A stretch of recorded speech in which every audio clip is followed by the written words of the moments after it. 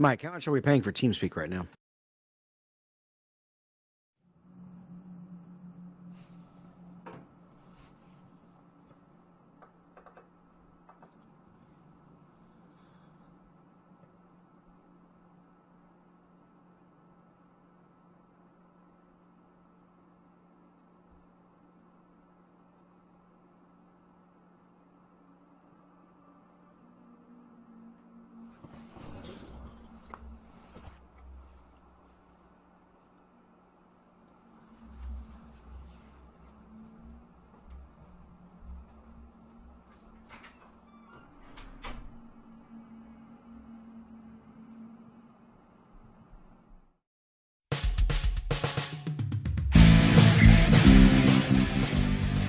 You're listening to the iRacers Lounge podcast, where we discuss everything iRacing in a casual setting.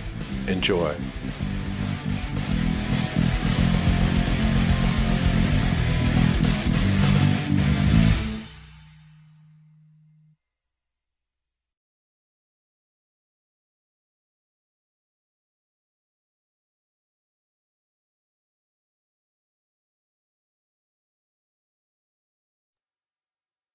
Welcome to the iRacers Lounge. I'm your host, Mike Ellis. iRacers Lounge is a podcast for the iRacer, where we talk all things iRacing in a casual setting. Joining me are the usual characters, David Hall. Hey. Hey, and Greg Hectus. Is Saturday the new Thursday? No, Yeah, it we better got a not be. delayed. No, we got a delayed podcast this week. But on the show this week, we will be covering all of the new and exciting details of the Season 3 build, including new cars, tracks, and features.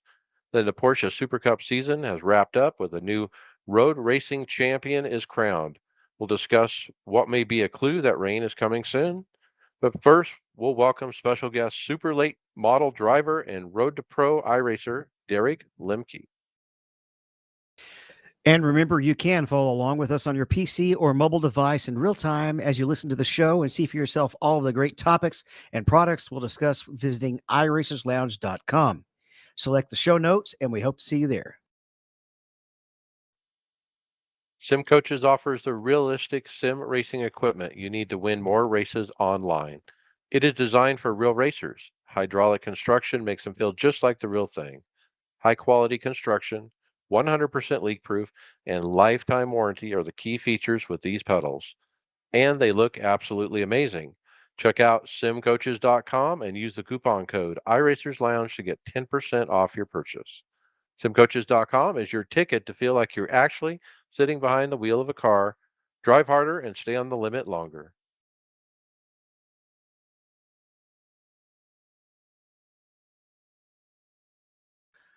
All right, on the topics, we've got a lot with it being build week. And the first thing we're going to start off with is a tweet from iRacing called the text just says the Speed Palace. And it's a picture of the new track, Port Royal, which is the half-mile dirt track that is located in central Pennsylvania, which is Brian's territory, who's not with us because the bum is out camping.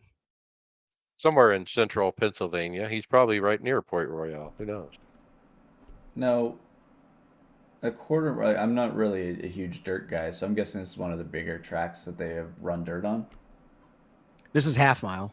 Yeah, so that half mile, sorry, that's a pretty big track, is it not? It's on the larger size. I mean, it's the same thing you get at Bristol. Flat. It looks flat too, from what I've seen. Just seems like that view that's a long straightaway. This is teasers. So the stories are in kind of chronological order. And so early in the week, as we approach week 13, this is one of those teasers they put out. Of course, they don't say the name of the track, but if you look carefully at the wall, you can see the first word of the name of the track on the wall. Well, and if they're younger fellows like David and I, we could read further down and it says Royal and everything too, right? Exactly. Now, later in the week, they offered up a video here of the actual track and give a full tour on YouTube this time. Nice little video, 1 minute, 40 seconds. Um, gives some of the vistas. What's neat about this one is there's a dog, an animated dog at the track, and apparently that's a thing at this track. And iRacing has scanned the dog. So why don't they call it Puppy Royal? So it's Puppy Royale. it's a fake dog of a fake dog. Nice.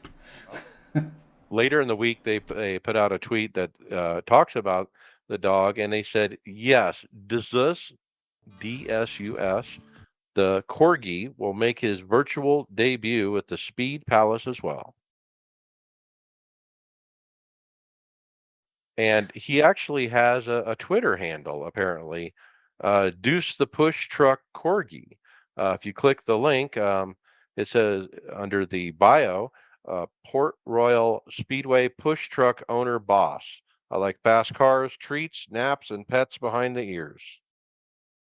Who doesn't? So apparently, if you look at the pictures on this Twitter feed, the dog rides in the push truck that starts the dirt cars, and he sits up on the back of the truck as they go around pushing the cars. Well, it looks like iRacing has a new sponsor. It looks like Geico is going to be backing them up because, man, that's a lot of Geicos or geckos. Geico. I think something went happened where they did the multi-tool a little too much, or something got broken in the code. Well, it's a tweet from Greg Hill, and he says, testing our new 3D fence generator tool. He thinks it encountered an error. And yeah, they'll get it fixed, and looking forward to putting that product out soon. I think it encountered a cool pet. He put in the lizard in place of the fence poles. And as you can imagine, a fence that has a lot of fence poles, and so we see a lot of geckos as they geckos plural, yeah, geckos. Now, obviously, it sounds like they're creating some new tools to kind of make things easier. Like obviously, a 3D fence generator, it's like a generic fence thing that they can build for some tracks. Is this maybe? I kind of thought of it as maybe something for some like fantasy tracks where they could just build stuff, or is it just something to help them out more? I got It's the just impression that when they build a fence now, they're building each individual fence post by hand, you know, one at a time, and it takes forever. So they got a tool that can take and basically replicate it easily and build a fence quickly. Is the way I see it. I think it's also designed to have a three-dimensional texture instead of just flat. Right now, the fences are Right. just flat. Well, with the geckos, they seem to be three-dimensional. It's working. That's the Yes. 3D tool, yeah. It's working. That's the test. Drop in a 3D shape that's easy to tell, with the eyeballs and the hands and everything. When you're looking at a fence post, it's probably hard to tell if it's 3D or not because it's, all the same color and, that kind of thing. I think all the fans would be complaining that they couldn't see the race.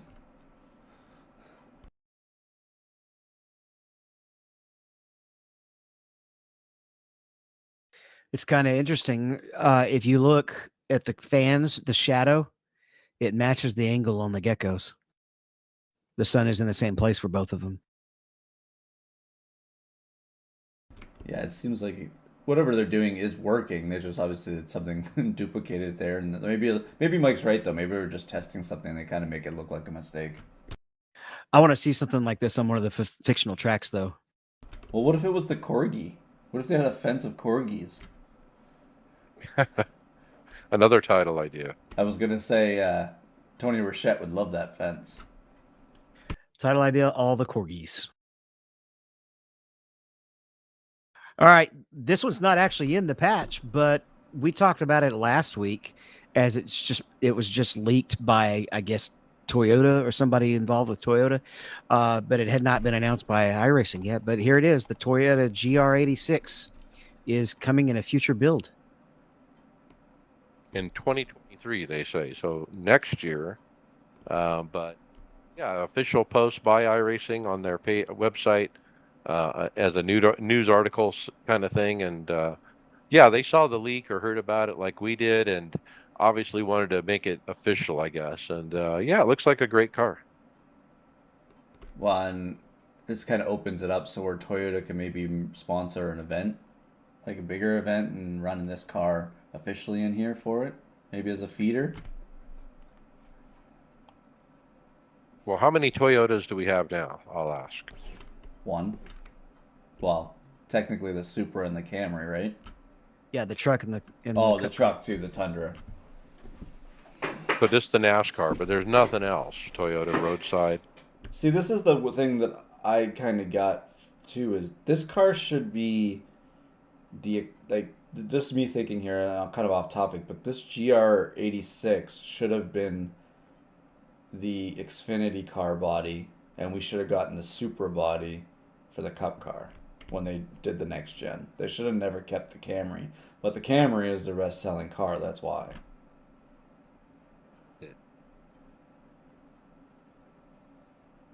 It does say in the release that when the car is released on iRacing, it will also feature its own single make series on the sim and will join the NASCAR Cup Series Camry, Xfinity Series Supra, and Camping World Truck Series Tundra, and the stock car Brazil Corolla as the latest Toyota vehicle in the sim.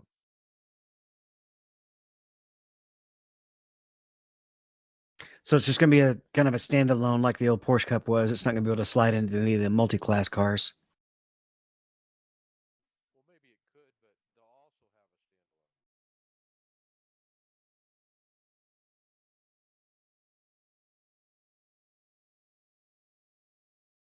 a standalone. Also, it needs to be it would have to have the same specs to be able to go in. It'd have to have similar balance of power, basically, to be able to go into the GT4 class or so. All right, this is something we've kind of been hoping for a while. It's kind of sort of in, you could almost call it wide scale beta testing because you can do it in hosted races. But Greg Hill did announce that their quality assurance team's in the final stages of testing the restart zone, and they've added it for the NASCAR ovals and hosted. Um, right now, it's just available for hosted and AI sessions, which includes leagues. Because we've been talking to Jeff over with Fast Track about trying it out, and he's heard some negative feedback on it so far. I mean, it's some people are trying to start some stuff with it. I don't know the details. I did not follow up on it, but it just said it wasn't working as intended, or that's a guess completely. Well, let me jump in. Initial release, it didn't work, is what I heard in Discord on our channel from one of our listeners who was quick to test it. And but when they did the hot patch, that fixed it, and apparently it is working now. So there's some mixed messages out there because of that, but apparently it is working at the moment. I have not personally have tried it. I haven't either. I might tonight. We'll see. Not really anything else to run. Uh, there's a lot of 13-week stuff, but it doesn't look exciting. He's gonna come and practice with me with the Cup car with some different sets. I could do that too. As I was thinking about this, it's really an end of an era for the term go on pace car. You'll never be able to go on the pace car again. Well, we've been trying to kill that in the Fast Track League. Because going on the start, the green flag does not fly right. The pace car goes way too early. We gotta find the right in the middle, right? Go on green is horrible. I hate that. I mean, go on green is way too late. On most tracks, yeah. Especially where were we last week? Gateway? Gateway was late. We were all the way at the start finish line when it was coming out. Well, and the worst part is you can see Barney waving the green flag, and the lights still haven't gone.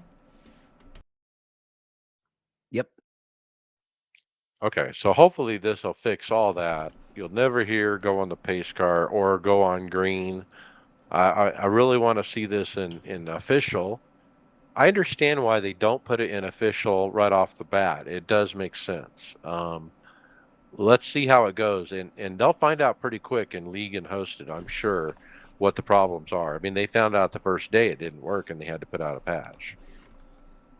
Which is explainable, right? I mean, there's probably things they haven't thought about people are going to do. People will try and break it at any cost, right? Right. Do it on a weird track. Apparently, it's only available on. They have a list of tracks it's available on, so it's not every track. Well, you can only click it on the tracks that are available too, right? I would presume so. Yeah. That's what they were saying. I think I saw in the thing is it only will show up as a clickable item for those tracks. I see. Very exciting. And so, man, the restart zone is one thing, and boy, that choose cone is right behind it, guys. What do you think? The choose cone is next, maybe? It was definitely something I wanted at Gateway, man. Starting in the outside was murder. Well, the choose cone would benefit. Obviously, NASCAR has it, but we have so many other disciplines, like the dirt discipline would love the choose cone too, right? Yeah. Yep, they would. But the only negative with it is they've got to fix something with getting everybody in position before one lap to go, because when you get stuck in the back, it's making you let people by you that came out of the pits right before the pace car. They've Yeah, got the wave runs. not just the waiver routes, but like if you're a penalty Repairs car, coming out. yeah, people fixing repairs are coming out, and if you've got an end of the line, you have to get behind them. But they half the time don't catch up to the field. They've really have got to work on that too, I think, before they start doing something like choose cone. Well, Because if trying to figure out who they're supposed to be behind when we're still coming to one to go, that's a problem. They got to fix that first. well, it'd be good to see too, David, that if they got to limit the amount of damage people can get fixed too. Like we now got the damage model in the car. Would you not want to clock on people or minimum speed? So that would kind of force some people out. No, maybe no, Why not? maybe yes, but no, I don't think so. 5 minute clock.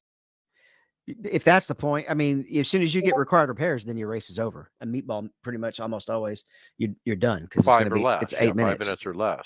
Well, not many cars when your steering's bent go back into the race anyways. So you probably are out at most races anyways. Yeah, but I don't know. Personally, for me, I don't want to see it happen because I've stuck it out with damage a lot of times and still turned out okay versus the people who get hammered later. So that kind of, if you do that, it's going to start allowing the people later to know they're not going to lose spots over all the people who've been knocked out. I don't know. That's Just iffy. a thought. So It's Phoenix not a is what bad I was thought. thinking about. What happens if how the new Phoenix is, where the pace car pulls off, and then you have a whole half a mile before the green flag. I never Yep. looked to see if that was on was Phoenix on the list. That would be the one to check. We'll have to look later. But yeah, I mean, Phoenix will be one. They're also going to mark the wall with blue, so you know where visually where the restart zone is. The guy, you know, it mentioned. We'll get into it when we look at the release notes. I'm not going to try to memorize it right here. All right, well, let's hit the next thing then. We've got the Porsche Tag Heuer Super Cup. The series concluded Saturday at Monza. While Sebastian Job took his third feature victory of the season, it was Diogo Pinto who had solid consistency throughout the entire season, and earned him the 22 series championship with a 19-point cushion over the late season charge by Sebastian Job, who grabbed second place for the year.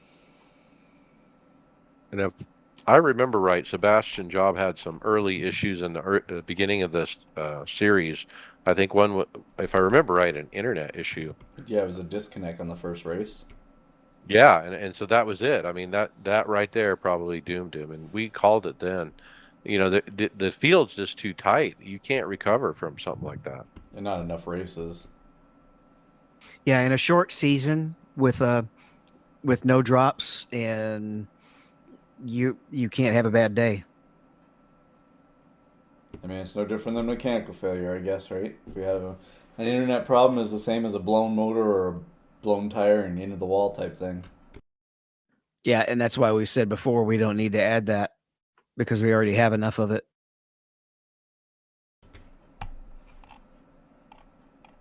There's a nice tweet. Cool. There is a nice tweet with his car and out of iRacing.com. It's got his car up there and a lot of neat looking background. And the shadowing, that was a pretty heavy duty render there. the reflection on that floor. Yeah, it's got his national flag. It's got his autograph, car number, picture of his face. Pretty cool. All right, this one I'm ashamed I haven't bought yet, but I didn't see it being run on any of the Week 13 series, and I could be wrong there because I haven't looked in a while.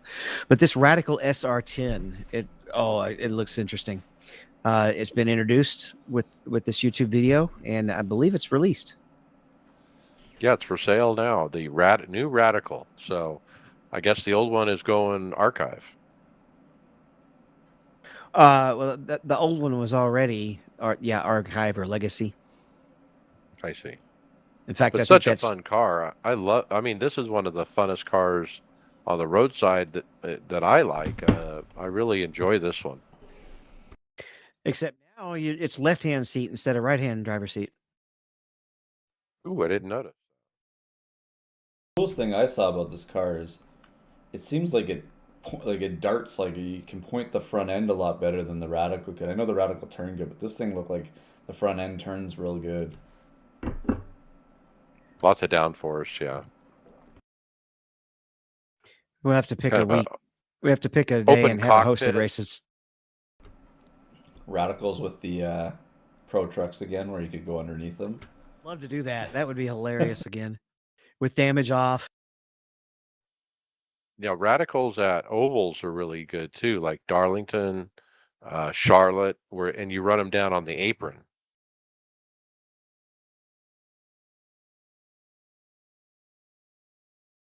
I'm probably not going to buy that unless there's a series for it that I really want to go into. But yeah, They never announced that they're making a new series for it. I haven't seen anything specifically. Oh, isn't there a Radical series already? I did see some chatter about that actually. Now that you say that, There used that to be one. series is going to be gutted now because of this new car. Because everyone had the old car because it was included content. Now we have a car for sale, and I presume the series in question is gone because that car went legacy.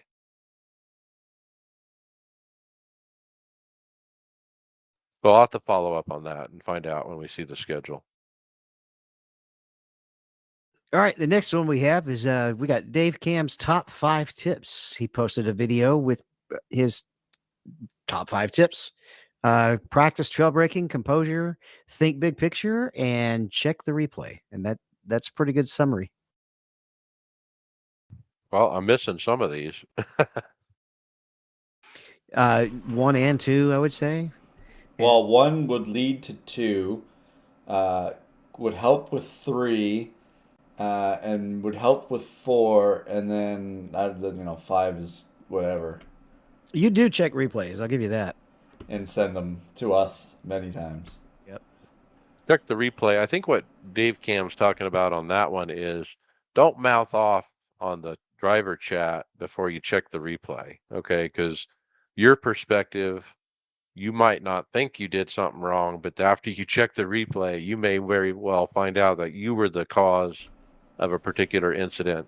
And I think that's what he's talking about is, hey, chap, let's talk about it after the race and we check the replay. Well, there's a lot of factors, and especially in sim racing.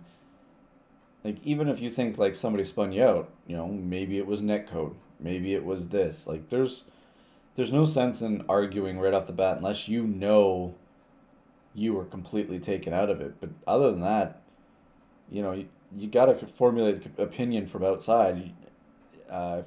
If you interviewed, I mean, we get a lot of interviews in real life with drivers right after a wreck, and they have no idea until they see the replay. They say that in their interview, but then sometimes their opinion may change, but they also might think right ahead that they've been wrecked and all that. We just get to be able to yell at somebody right away after a wreck. They don't.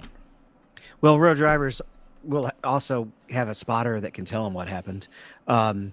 And also netcode, that can be the issue, but bear in mind, I just was listening to another podcast earlier, mentioned that in the majors 24 hours, if the netcode you were going to hit them anyway, they still penalized you. So you can get net code that was just it predicting what was going to happen anyway. Sometimes it's totally wrong, but sometimes it's not. Yeah, the trajectory you had, you were going to run into them no matter what, right? The other one, number 4, think big picture. I think that's a good one too. When you're racing, you don't want to get caught up in the moment. You don't want to be like, oh man, I'm racing this guy for 14th, let him go. I mean, his tires will fade and you'll catch him later, kind of thing. That's what the big picture thing is. And that's part of racing, is trying to understand what's your overall goal here, and what are you trying to do. What I have to remind myself constantly with related to this one is just to not pull down on dive bombers. Just let them take the spot if I can tell they're going to dive bomb it. But that's only early in the race, or if it's somebody that's on the list, then something else might happen. But usually, if you got somebody who is just going to dive bomb and break himself out later, let him dive bomb you. You know it's coming. Just break a little early, let him by, and take it later. Here's an example of where I was thinking big picture and brain fogged as I was thinking the big picture. So I raced an endurance race on Thursday nights in the Get Her Done League, and it's a heat race.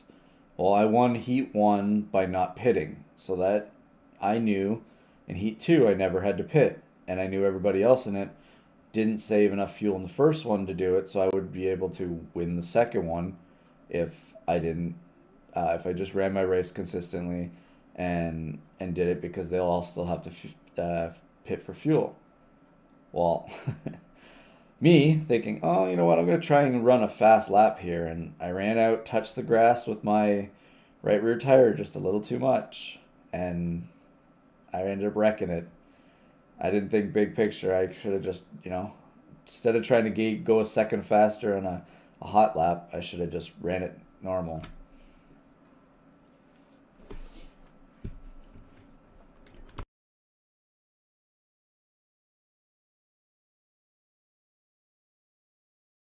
So, Mike, we have a post from Jason Bossie, a little heads up from a listener. Something about remember Rankin. Yeah, remember that kid that was doing post-race commentary for his own MX5 races? We covered this on the show once. He was racing the top iRating guys of iRacing. Well, he finished P2, I think, in the iRacing Skip Barber series, which awarded him 5 actual races. Not sure if he got the money to do the full season, but the first race was last week. He's got a YouTube here of him actually on track, mixing it up here, running P2 in that race. But he started on the pole. He finished P3. So that's pretty impressive. And I remember that kid, and was kind of impressed with what he had, put together on his YouTube channel, as well as how he raced.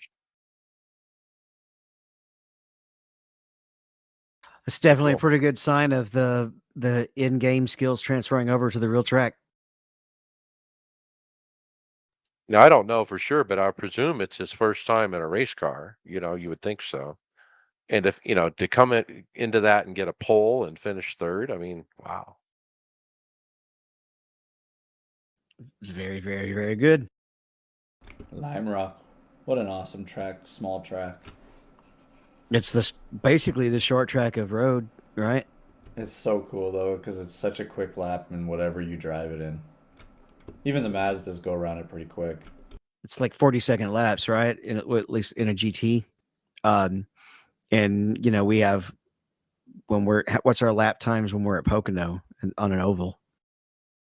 40 or 51 seconds, isn't it? So it's quicker than driving a cup car at Pocono, or So, Michigan might be close. so when I was on the Skippy at Lime Rock, they added some kind of BS chicane, like total BS chicane at the end of one of those straights that I had not raced on before. When I'd run MX5s when I first started at Lime Rock, that chicane was not there, and now it's there, and it really throws me off because, I have that that track is like gut memorized in my gut, and then every time I'm in the Skippy and I get to that chicane, I like totally forget. Oh crap! Well, remember they put a new Lime Rock out with the new configuration, the new scan, and one of the things they changed is the old chicane went a different direction. This chicane is that Comes inside. It's inside the track instead of outside. yeah, they flipped it around. And in the old version, there was a configuration without the chicane and a configuration with the chicane, and the configuration with the chicane was deadly because when you'd come over the top of the hill, the car would spin out. It would just unload and you'd lose the rear tires completely. So one thing that you can do to burn that into your memory is back. Let's refer back up to Dave Cam. Number one, Practice. Good job, David. Good job. I swear though, this has actually almost happened. I've been in the Cup car at Daytona 500 official races, or the A Open before the 500, and after we had just done the 24 hours, and I have caught myself almost stomping on the brake in the middle of the backstretch. I mean, who's done that at Sonoma this week? Coming down that hill and. Oh, I always used to blow. I've blown that chicane anyways when you turn into the infield, so it's okay. I can keep going to do the other right hander when you're at Sonoma. Oh wait, no, sorry, I practiced beforehand, so I knew it was there. Nobody turns as many laps at Sonoma as they do getting ready for the 24, though. Yeah. Honestly, the first race in my Skippy at Lime Rock, there was no practice, guys. I just went. I just joined the race, and the lap one, I figured out the chicane stuff. It was like, what? Whoa! I never knew that could be that. So we're gonna start the show over and cover Dave Cam's video again. Should we start it over because David didn't hit record? Oh shit! You're gonna have to upload that, aren't you? Mm-hmm. All right, let's keep going. I didn't do mine either, did I? Nope. All right. So what do we got next? Fuji? No. Greg, this one's for you. Because you were talking about brain fog. So do you think iRacing is a drag? Blake McCandless tweeted that he hates drag racing has been overlooked in the sim racing after the announcement that the all-new NHRA video game will be released later this year. I don't know.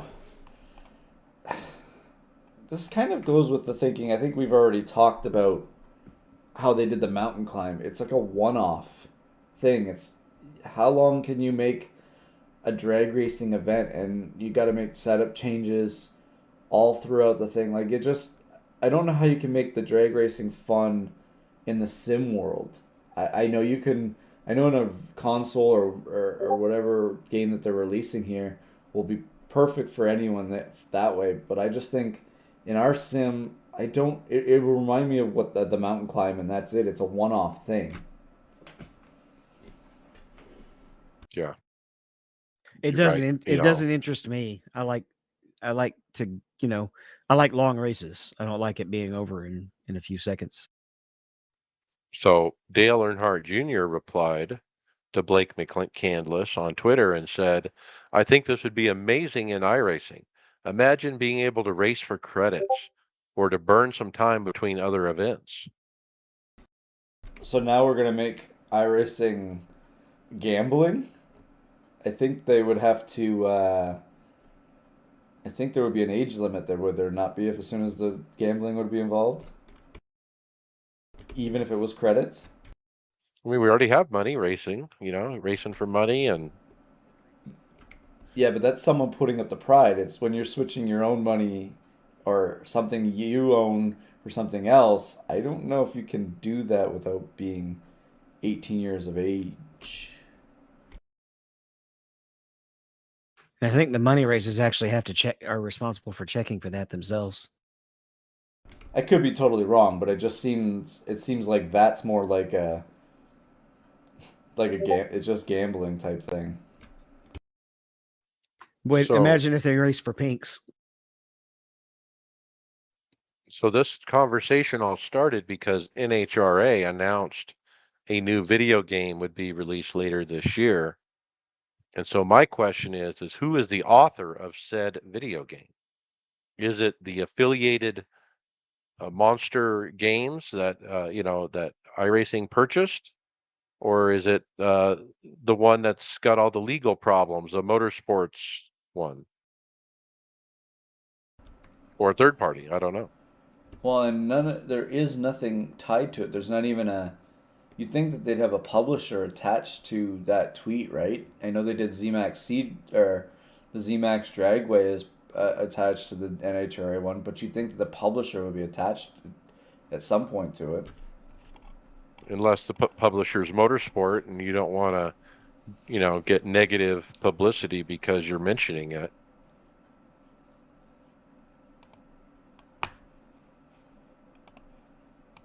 I don't know. I mean, the screenshot they provide, which is just a short GIF kind of video, looks pretty nice. I mean, the graphics look, you know, pretty good. I mean, you got a crew standing there between the cars, and it's got the Charlotte Z-Max, 4-lane, raceway. All it looks like it's, scanned and everything. I can't wait till this comes out, and then I mean, obviously, if it's a sanctioned thing by NHRA, it'll have all the NHRA sanctioned tracks that they race at. But then you're gonna get people on that game saying, "Well, what about this dragway wasn't added, and this one wasn't added, and this one that's got missed," type thing, right? Maybe that's why they're thinking about the sim, trying to get as many as they could, type thing. Also, think about all the things we still need to fix, and people fuss because we keep adding so much new stuff, but not fixing some of the things that need to fix. So Blade Witt, one of the Coke drivers, he replied, "We used to run the Sonoma drag strip in hosted sessions back in the day. Line up, someone type in the chat, and when it leaves the screen, go." That's pretty cool. I've done that before with a group, a long time ago, maybe my first year in iRacing. I was involved in some kind of race where we were trying to go down the drag strip, and it was kind of a cluster because, you know, basically the way we were doing it, they were giving commands over TeamSpeak of when to go. They would count you down, 3, 2, 1, go, kind of thing. Well, that could come down to who has more latency on TeamSpeak or Discord. Well, and it was always a judgment call if somebody, jumped the line before the other, before the verbal command, and then even at the finish line, especially if it was a tight race. Buy the game. Let us keep using our steering wheel. One of the places that you do have to use your steering wheel, both to the left and the right, is the new Fuji International Speedway. We got a YouTube video featuring it. I love this track. This track, I grew up on this track. In Gran Turismo. Is that where it's from? I knew I've seen it. Yeah, it's from Gran Turismo. It was one of the tracks that they raced on a lot in it. If you watch the video, they're featuring the Radical in it, the new Radical. It's got one of the best straightaways. Like, it was a mile-long straightaway, and the braking zone at the end of the turn is crazy. Or end of the straight, sorry.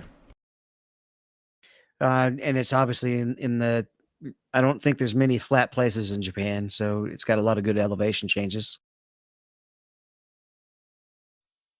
So we found a forum post from Aaron Vogel. I think that's how you say it. And he said he bought the track, and he said, "I'm going to go to that mountain." And he shows some pictures.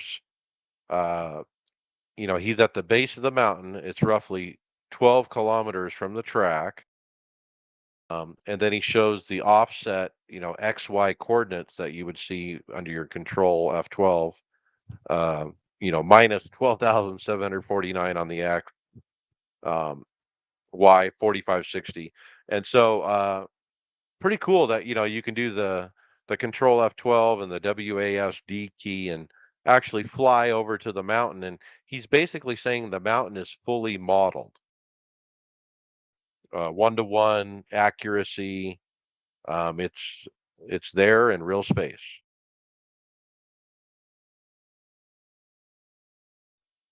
But I guess what his point is why is iRacing modeling the mountain so well when it's 12 kilometers from the actual track? They could really put up a flat facade, like they've done in the past, and it would have been perfectly fine. You want to know why they do it? Because if they put up a flat facade, then someone goes, why did they not render it properly? Right. Well, in this track, I mean, it's really about that mountain in the background. I mean, that's its namesake, right?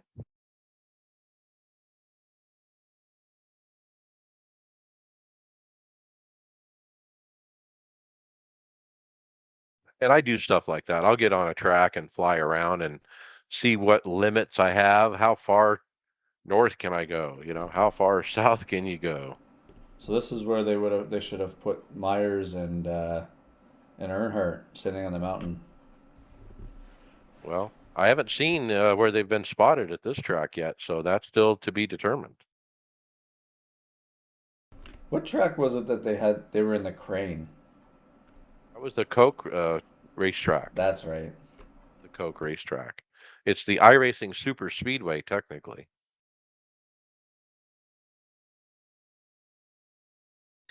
Well, Greg, I know you had a lot of outdoor work to do today. Did you have to deal with any rain?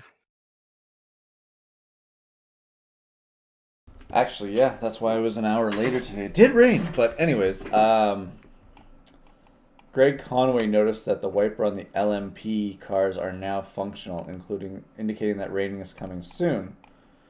Well, I mean, they obviously had that there for a while, but that is cool that we now do have the option of having it. So they're getting it ready. I mean, I would say that rain is probably something that's going to be slowly released track by track, and I can't wait for it because that'll just add the next dynamic to the road racing. And David, you and I both love the road racing for the different strategies and stuff like that. So this would just add an extra dynamic to it. Yeah, I hope the percentage is kept low. I don't want it to be in almost every race, especially in the sprint races. And my concern is the whole idea and beauty of having rain is a drying track, a track that was wet and it's getting drier. And when do you take dry tires versus wet tires? Strategy. That kind of thing. Strategy, running offline to keep the tires a certain temperature, to keep them wet if you're on the wet tires. All those kind of things, those are huge factors that all have to work perfectly for this to work right. I mean, if one of those things doesn't work right, it's going to be a mess.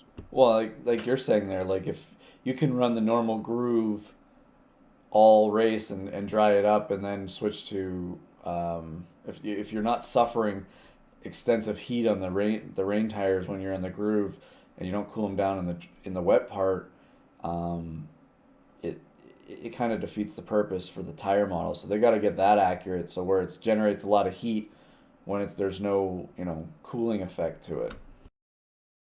And I also wonder if rain should not be in effect for the lower series where you're racing for 20 minutes. I mean, how can you have a transition in just 20 minutes? Well, I mean, you could have it. It only takes a minute to kill a track, but you're never going to transition back, is what you're saying. Yeah, yeah. So basically, that's a declared a fully wet race. Mm-hmm. And I would suggest putting it on anything with basically over an hour. I think it really needs to be over an hour for me to find it appropriate. And I just think it would break the racing in any of the shorter races. Now, do you wonder why it all of a sudden became functional on this? Because I would guess rain is not a mid-season addition. It's like a build addition. Oh yeah. It may be something. It may be a switch they forgot to flip back off. Hey, Craig.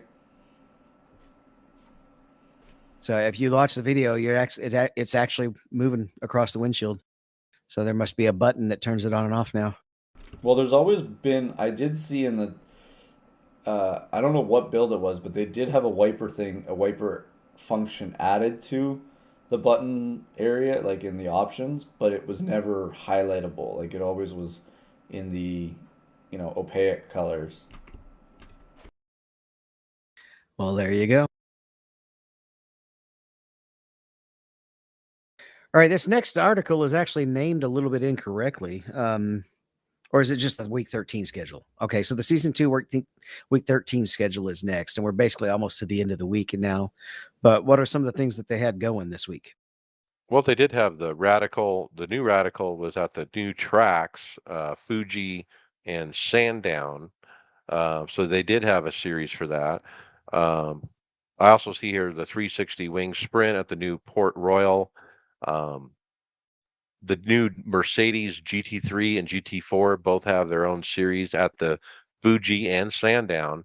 So they're mixing the new tracks with the new cars. And so those are some of the feature series, but you also have the normal stuff, um, oval road, dirt oval, and dirt road, week 13 stuff to do, um, like NIS.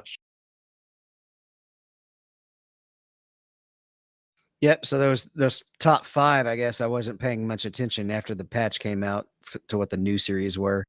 Um, the ridiculous hasn't been as fun since they haven't put the crazy fast cars in there. I thought it was always hilarious having a 919 go up against a Mazda. What about the Lotus 79, the Stock Car Brazil, and the Global Mazda 5 Cup? That seems like an interesting. It's an interesting mix, but it's just not as interesting. Plus, I enjoy driving the 919 just because I know that car. So Identity Crisis, that one is Lotus 49 on ovals. Now that sounds fun. Yeah, that would be crazy. Be a good way to see what it was really like back then. Dirt Legends on rally cross courses.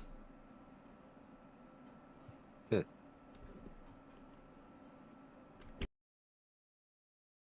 So let's talk a little bit about week 13 since we're talking about week 13. A lot of iRacers don't understand the 12-week season and week 13. And it's really about having a week to deploy a build. So what they do is they do software development for 12 weeks straight, and they pick packages to develop, and then they develop them over those 12 weeks. They test them, they get ready for deployment, and then when week 13 comes, they deploy it early in the week, usually Tuesday, Wednesday, usually. But then that gives them time to react when something goes wrong, which they did. For example, the restart zone didn't work, and there was another issue. I forget what it was. Um, and so they had to put out a patch the next day. They have time to do that because they built it into the schedule. They have an entire week for that. Guess what? They have another patch. They're going to patch us again on Monday. They found something else wrong. So it gives them time to react, to problems that are after the deployment. And so once week 13 is over, then boom, they start over again in another 12-week season. Interestingly, our calendar is Crazy you can take week, yeah. 13 times 4, and boom, you have enough weeks to fill up a year. Well, the other real reason they used to do week 13 too, Mike, was it was the final. You had the final week to try and get your I rating up to a certain, or your safety rating up to a certain point to get over to your next license. But obviously fast tracking has got rid of that, so it's eliminated from the whole week 13 dynamic. That's why they came up with all these ridiculous races, because they never really had the ridiculous races until maybe after they got rid of that fast tracking. I mean, there was ridiculous races with the new content, but I don't think it was as many as they've done now. Well, there wasn't as much content either. We're talking 8 years ago. True that. Week 13, and I'm 0.6 safety rating away from a license bump. That means I have to earn 0.6 in 5 days before the week ends, or I have to wait a full another 12 weeks to graduate to the next license. So as Greg stated, in that situation, you're real keen on, okay, on week 13, I got to actually race official and I got to get my SR up by point 0.6, or I got to time trial myself to death to get a point 0.6, and so I can bump my license, or I'm going to be waiting another 12 weeks. That was always the interesting thing, right? That's always what got you. I always attribute to that to some of how I did on some of those series because I had to spend. I came in late, I think, the one season to the truck series, and but didn't pass fast, or I didn't get there fast enough to get out of the truck series to get up to the Xfinity car at the time, and you have to wait a whole 12 weeks to get that license, so you can only race a certain amount. I mean, I think that time too, it kind of kept people from buying a lot of stuff as well, right? You wouldn't be that's why they have the fast track now. It kind of encourages people to collect content faster. Yeah, I had no business buying the A car until I had an A license, and it took a while to get to the A license. If you were good, you could do it in 2 or 3 seasons back then, 2 or 3 12-week seasons. But, um, if you were just messing around, it could take a lot longer than that. And then you would never even buy an A car till you got to A. So you're right. It opened up the possibility, the fast track opened up possibility of those guys being able to sell those A and B cars to people that are probably not ready for it.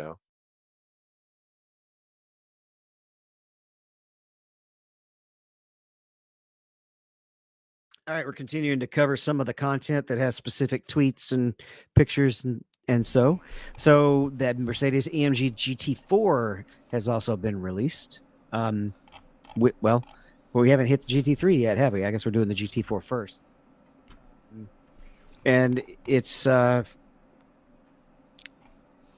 right. This is confusing the way this headliner is. What is the GT $sign? I don't know. Okay, it's a typo. Somebody had shift when they were pressing 4. So yeah, they've released the Mercedes GT4, which is added to the fleet. And we got a tweet of it, and it looks like a Mercedes. And the very next tweet is the GT3, and it looks like the same damn car. I mean, With more downforce. is it the same picture? No, it's definitely a different car with a different splitter and stuff like that on it. It's got different body works. Just look at the wings on each of them alone. Yeah, the wings, side skirts. It's probably front diffuser. Yeah, it's then we got that video, real life versus iRacing, side by side. Yeah, and this one was pretty epic. There was a couple times you weren't sure which one was which. Well, it was pretty good the way that they were racing, or where they were showing this video. Like it's like dead on. What's the lap time within 0.9 of a second? 0.009 of a second. It was real close so you were hearing the shift points, the braking points, everything was identical. And I'm wondering who. I'm guessing the onboard there was that Morad's onboard that they were using from Watkins Glen. I want to say because they used his car, did they not? Sounds like a good guess. He was talking about it. If I remember seeing a tweet or something, he was really excited about this car. So a little additional information: there wasn't the old AMG is now a legacy car. You can get it for $3. And the worst part is it's kind of.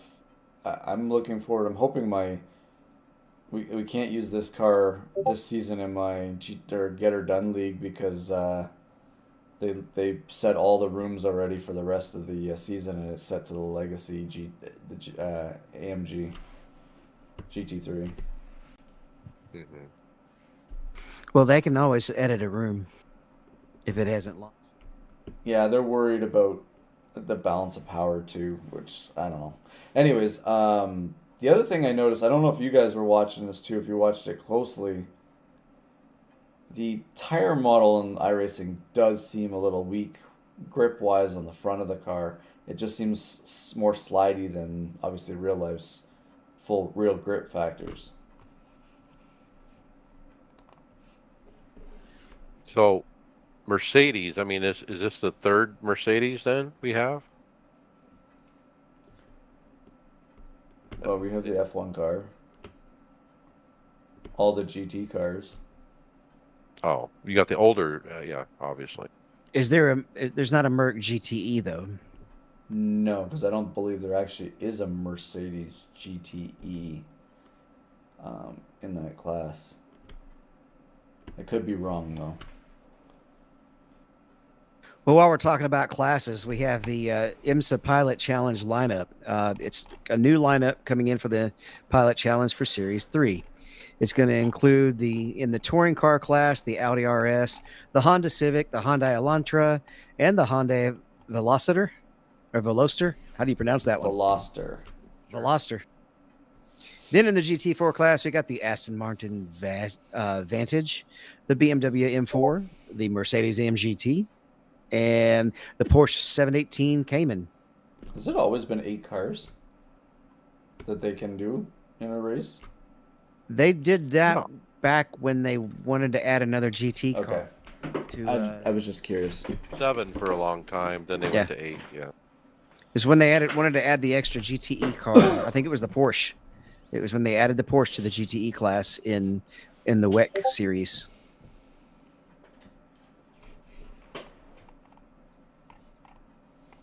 So we covered a while back that a iSchedule, I believe is what it used to be called, was bought by iRacing, and also they hired the creator as well onto their staff.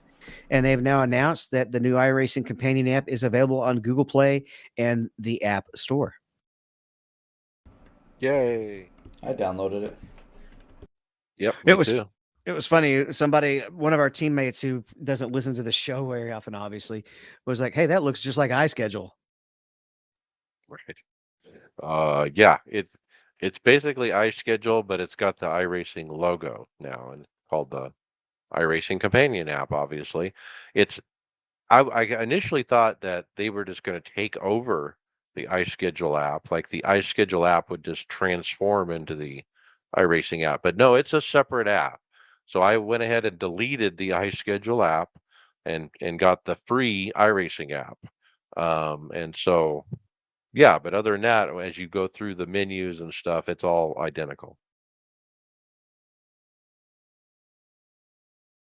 Greg, didn't you post this next one on the chat? This moon car finish. Yeah, this.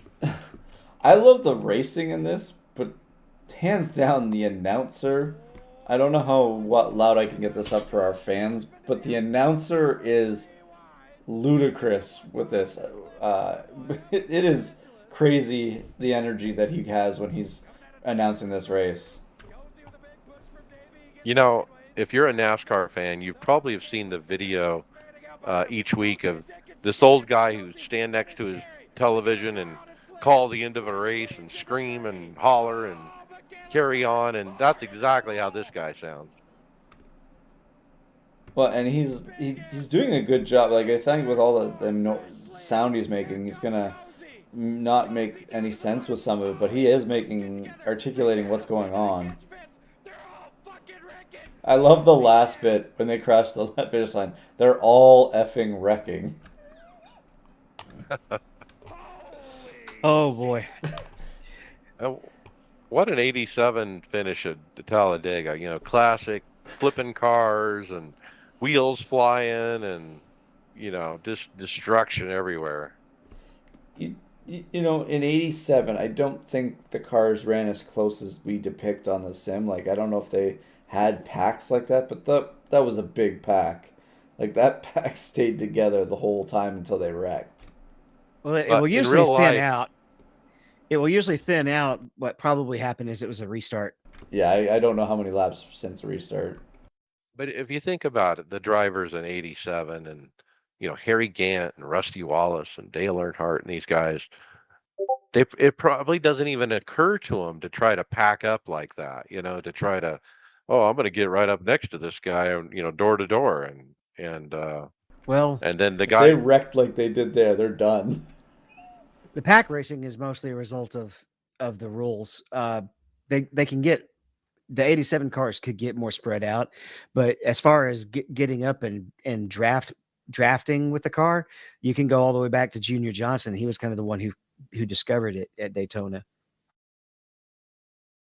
So they knew about that, but the cars were just so much harder to drive, and so they just didn't have the same horsepower and downforce. You couldn't keep everybody right so equal at that time back in those days.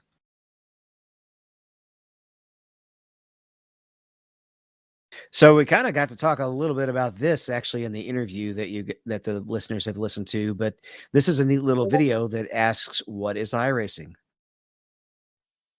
I call this a TV commercial. Basically, that's what it presents itself as. It's basically just about a minute long, um, and it's got this voiceover, deep voiceover. What is iRacing? Best sim in the world, etc. Pretty cool. Yeah, it is. That's definitely an ad.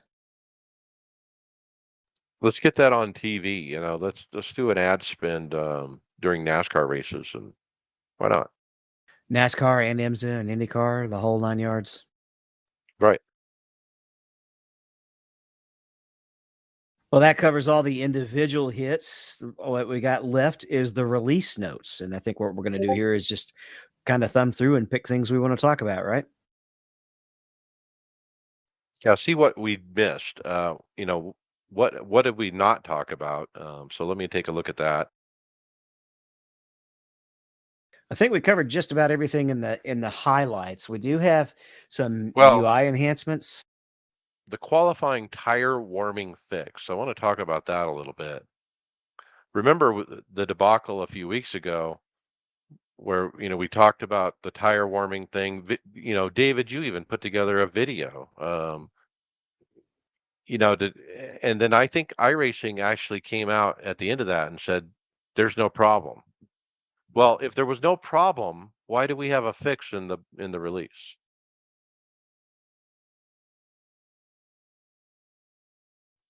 Riddle me that. I don't know. I don't have an answer. Another neat thing in the highlights was that kind of caught my eye was tire graining and cording visual effect. So when you wear out your right front tire in 20 laps, you'll be able to see it, right? I wonder if that's more prevalent on open wheel cars. Yeah, you'd have to be in the Indy car or something like that to actually see the tires. Because like when You you would drive see through it. grass, you can see the tire pick up the grass, right? And then when you get Right. back on the pavement, it'll go away. I haven't seen what this profile widget is, but that's because I don't use the UAI. But it has quick join options now. Top right corner. Isn't it? Isn't the new things on the top right corner of the UI I saw? I don't ever use it. UI, what's that? Okay. I mean, And something with custom car classes as well. I mean, we haven't said out loud. New damage model for next gen. Tony Rochette, is jumping in and jumping for joy. He's been waiting for this for a long time. So, I mean, what do you guys think about new damage model finally? Um, I haven't really gotten to see it in action so much because we've just been at Sonoma since it came out, right? I haven't done any oval racing. Tony had some positive things to say to it. I don't know how it's going to what I'm curious is how is it going to react when you scrape the wall? That's the most one I'm curious about. When you T-bone the wall, obviously your car's done. But we'll find out, I guess, here in the next few weeks when we get back to oval racing. And They then also AI for 8 new cars. Yeah, they also adjusted the parameters for that was a different class, wasn't it? Was that Gen 5? Oh no, it was just 5 different cars. Okay. The AI I want to point out specifically the ARCA series, ARCA car, the Monte Carlo SS. I mean and then the modifieds, the Wheeling Tour modified and the SK modified. That means short oval AI racing, and so that's something that we've been chomping at the bit for. At least I have. to get on the UI and run some, South Boston, SK Modifieds AI and get out there and just, you know, really rub them up because that's what's fun about AI is like when you're racing real people, you can't just, drive it in there and, you know, hit the guy a little bit harder, than you probably should. But when it's AI, you can kind of do what you want and kind of it kind of opens up some fun possibilities. I think that's how Tony was kind of checking out the damage model, is he just threw up some AI races. He did that, and he also tried out I think the restart zone a couple of times. I got a better idea of what the custom car classes thing is. You can now basically design your own cars to go in a certain class. Like if you just want 3 GT3s in a race instead of all 5 of them. So that'll be pretty handy.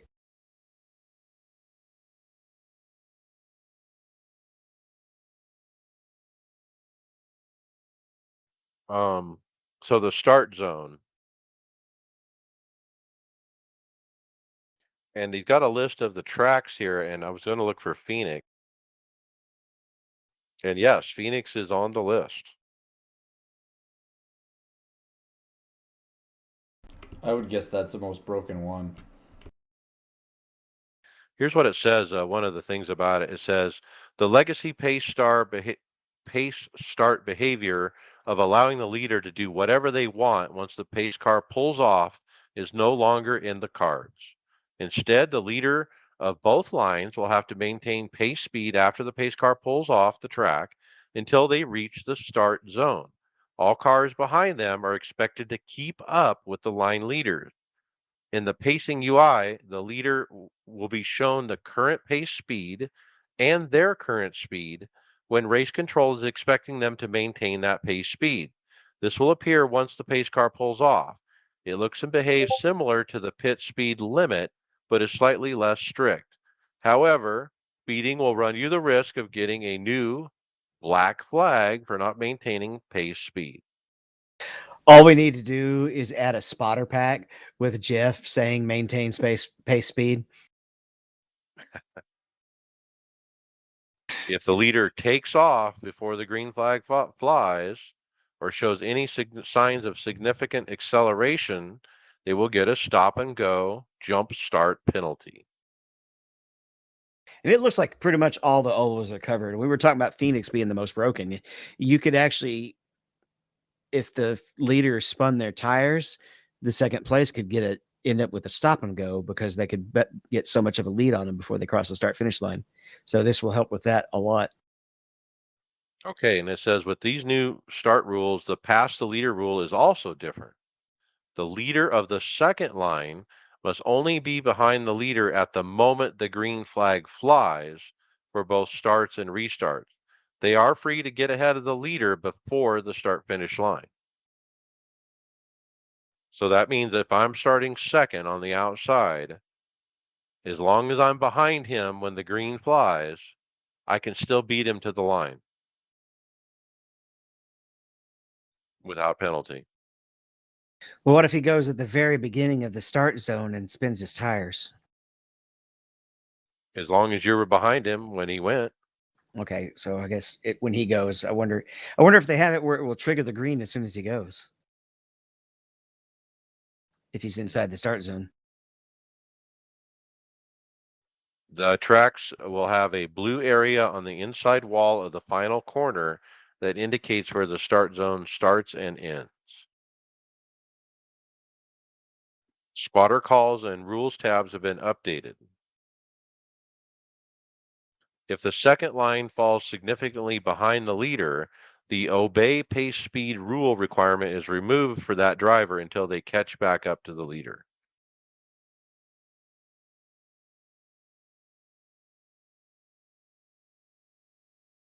Interesting.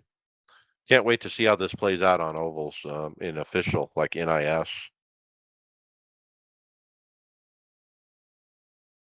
It'll take care of a lot of issues with starts for sure. There's been a lot of AI additions, and then we jump down to tires, and we can see a little bit more detail on the tire fix.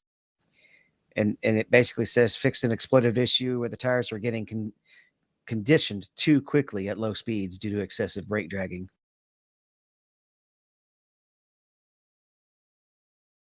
There's a lot of little fixes here that we're obviously not going to read out, but man, there's a lot of different things, bug fixes. Yeah, there's a whole long list if you want to go read it on rendering.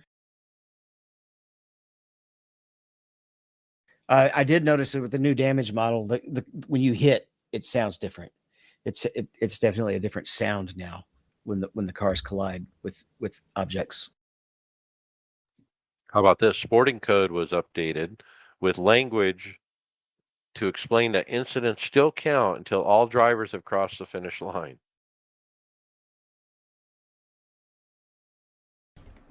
It still counts for a while after, does it too? Doesn't it? Or is it always been that way? I can't remember. I can't remember. You'll see a new timer start, and that's when That's you what. know. Yeah. Okay. That's what it was. That's when you know the last person's crossed. Okay, and then on the next gen, not only do we have new damage model, but they updated vehicle parameters, tire parameters, brake properties, gearbox adjustments, and aerodynamic data. Yeah, I heard Tony mention that he feels like the draft package is better now. He did some carb cup. And as far as Sonoma, everybody is saying they think the brakes are a little bit more effective now than they were before. Everyone hated the brakes, it seems like. Well, at road courses, they were fine. What was happening is everybody was pitting with cold brakes. And yeah, they're not going to work when they're cold. Well, I think the biggest problem with the brakes is the low speed braking. It wanted to lock up way too easy, and there was no feel to it. They seem to be a lot better now with figuring out the right master cylinders to have in for yourself, but also the car feels like it's more on the track on the road courses with what they've updated. Looks like the IndyCar got quite a bit of adjustments here. Aerodynamic understeer has been slightly reduced while following in traffic. External radiators to cool the car while on pit road have been removed below the overheating threshold.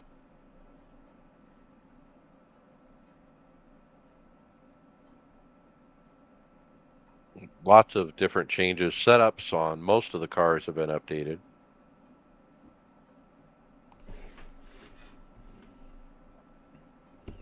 Didn't I see something where you can now? Oh yeah, so you can custom paint the suspension and the rims now on the IndyCar, Mm-hmm. which wasn't there before.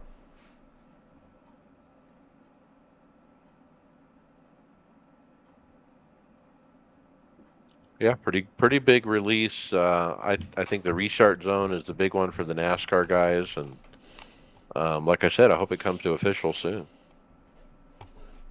I did finally get down to the car that I'd like to look at. They increased the harvesting of the Porsche 919 just a little.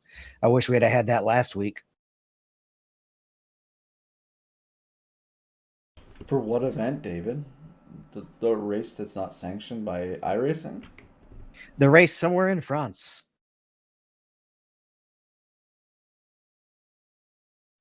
So they did the patch, as I mentioned. The start zone was the big thing to fix in that. They also resolved an issue where you could pick more than 8 cars in a session, and some other things. And like I said, another patch is coming Monday.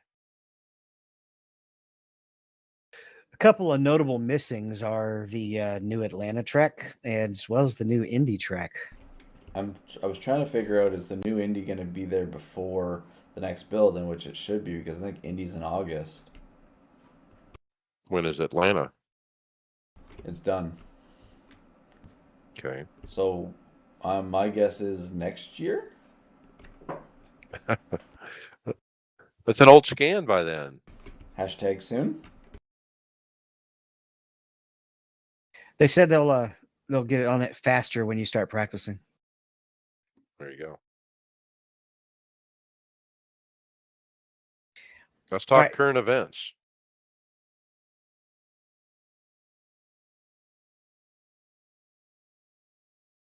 All right. I So got the first one. yeah, take it. Gridfinder.com, our old sponsor here of the podcast for a long time. Gridfinder, those guys are pretty cool. They're sponsoring a 4 hour of Le Mans League Invitational. And you need to register. If you can have 2 drivers per team for every class. Um, the winning team secures an admin box, a plug and play professional button box as a prize. And they're going to When's run Sunday, the 26th of June. And it's basically a 4 hour race with a 20-minute qualifying. That's a good length for 2 drivers. I don't like the 2 hour race with just 2 drivers, especially in the GTE cars because their tank goes right at an hour. It's a good warm up for people that are running the big race, right? To get some laps. Yep. Isn't the big race past?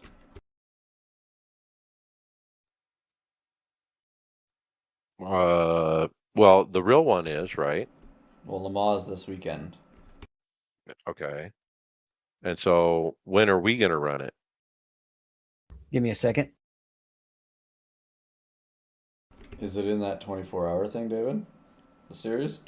August 20th, week of August 20th. It's the 5th week of the series, which is like week 10 of the week. Cool.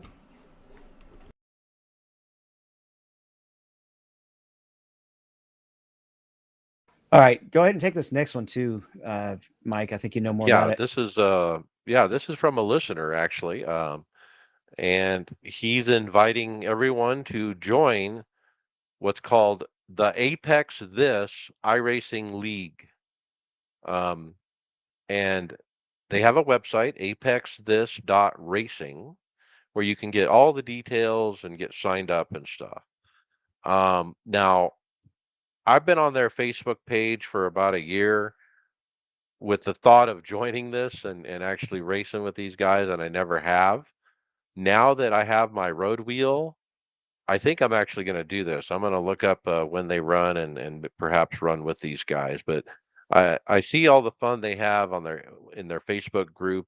Looks like a good group of guys, and they do a lot of good road racing in the MX5. Um, so, well, I'm going to check it out. But it's called Apex This iRacing League. They have sponsors. They have prizes. It says this season includes the SCC is donating $350 gift certificate to be used at any Track Night in America event. Boost Logic is providing a $200 gift card, hoodie, and T-shirt. DGA is providing 4 prizes with a value of $500 in total. And so they even have a bunch of other stuff. But it does say it's one of the fastest growing iRacing road racing leagues. They have over 700 members, and they know how to have a good time. They have races for all skill levels from beginner to alien. We like good close racing with some healthy banter and taunting tossed in. No wreckers, bitches, or moaning. Join us and enjoy racing again. And that's Craig Ream. Thanks, Craig, for sending that in. And maybe I'll see you guys shortly on the track.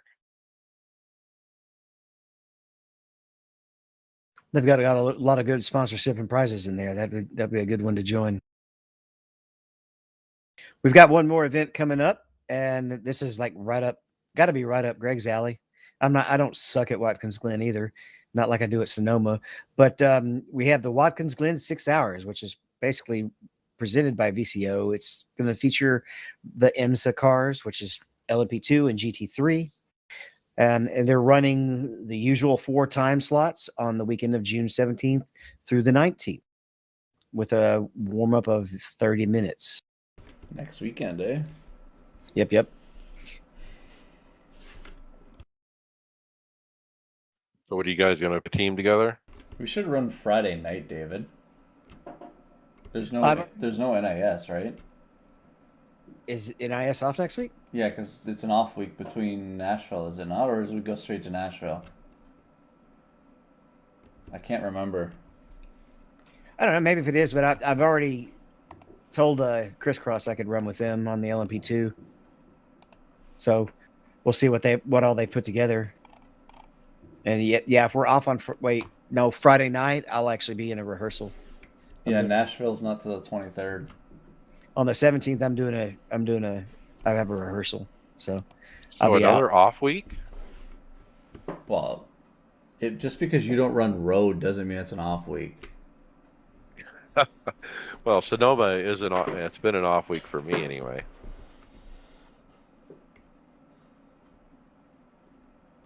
Okay, podcast housekeeping. Don't forget to leave us a review on your favorite podcast platform to make it easier for more listeners to find the podcast. Mention the podcast to your fellow drivers so they don't miss out. We would appreciate that. Don't forget to get on our Discord. Lots of activity going on over there. And don't forget our new website at iRacersLounge.com. We're on regular rotation at the Performance Motorsports Network.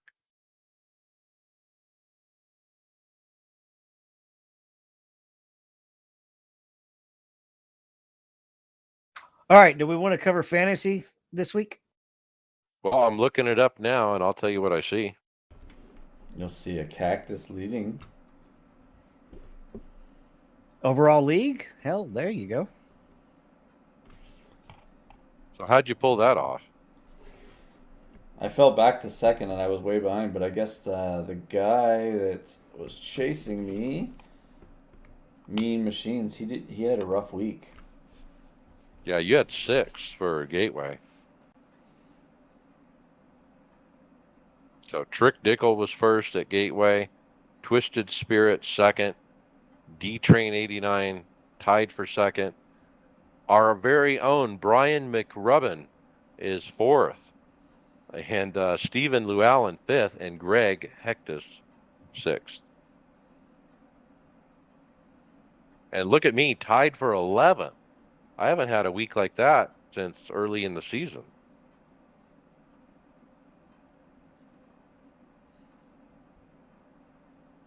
I'm scrolling down. I'm looking for Tony Groves. Where is Tony? I don't think it's Tony's year. There he is, 29th. Man, I had to go down the list pretty darn far to find Tony Groves.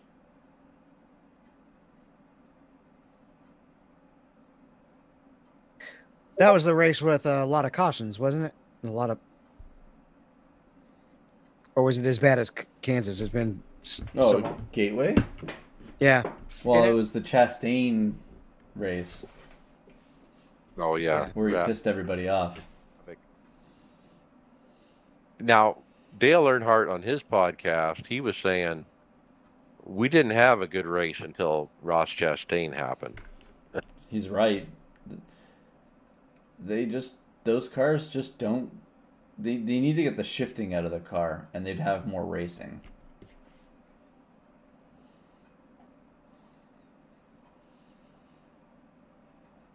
Yeah, because some of them were even going all the way down into third gear, and you had to at least go into fourth gear to have any pace and really to even have any control. Because in fifth gear, it would spin out more in fifth gear than it would in fourth gear. Well, and for real accuracy of that track, like we'll be talking about it anyways, but I got a 6th place finish with no practice and buying the track 10 minutes before the fast track race. I pulled a Mike Ellis. And pulled it off. We'll get into that later, though.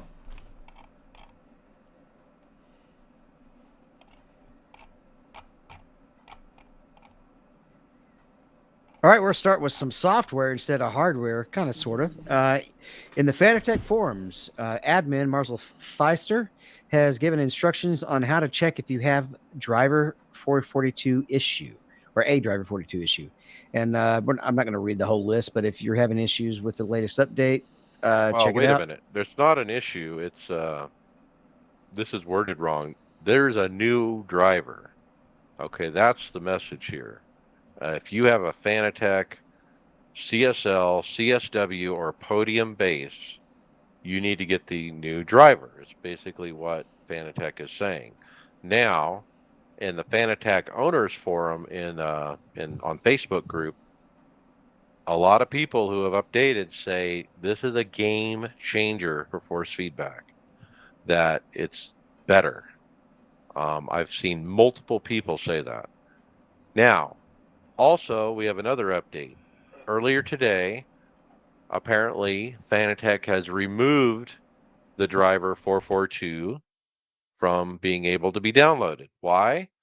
Because apparently people don't know how to follow instructions on how to properly install it, and they're bricking their bases basically because they're doing it incorrectly. So in the layman terms, the correct way to do this is you just basically download the driver and install it.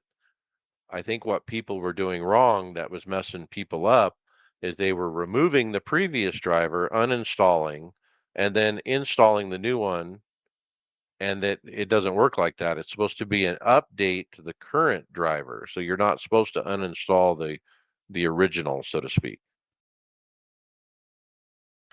But they completely removed it apparently due to the problem. And I don't know what the plan is as far as them getting it back up there. Now, as far as I know, I haven't updated this, and I need to look, and I guess I'll have to wait till they put it back out. Yeah, the way I was reading this, it I thought it was that there was an issue with it. So that was a misleading headline. Now, the question I have, Mike, is what if you wipe everything off a computer and you're starting from fresh? You got to download the previous drivers and then add this to it instead of just adding this one right off the bat? Is what you're saying?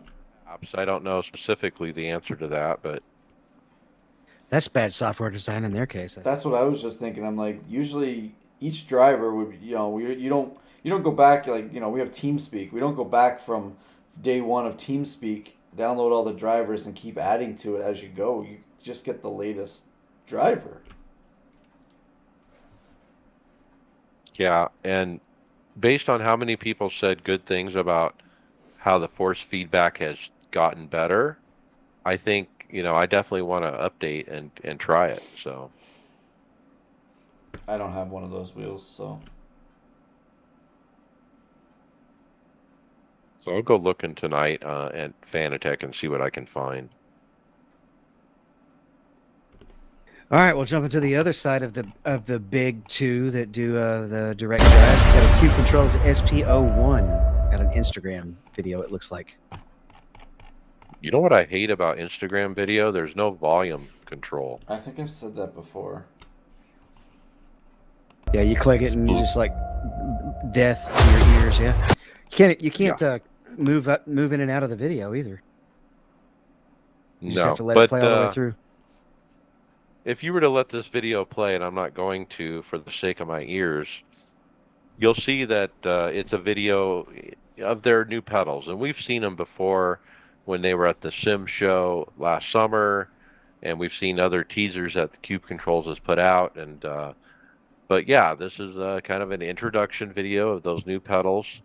I love my Cube Controls steering wheel, my F Pro, and the quality is superb. And so if these pedals are anything like their wheel, man, these are going to be great.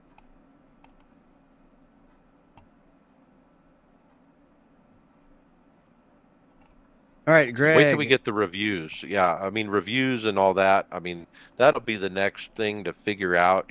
What do we got here? Because these aren't hydraulic from what I can tell. They're 1,025 euros. So man, for that price, I mean, what are you getting?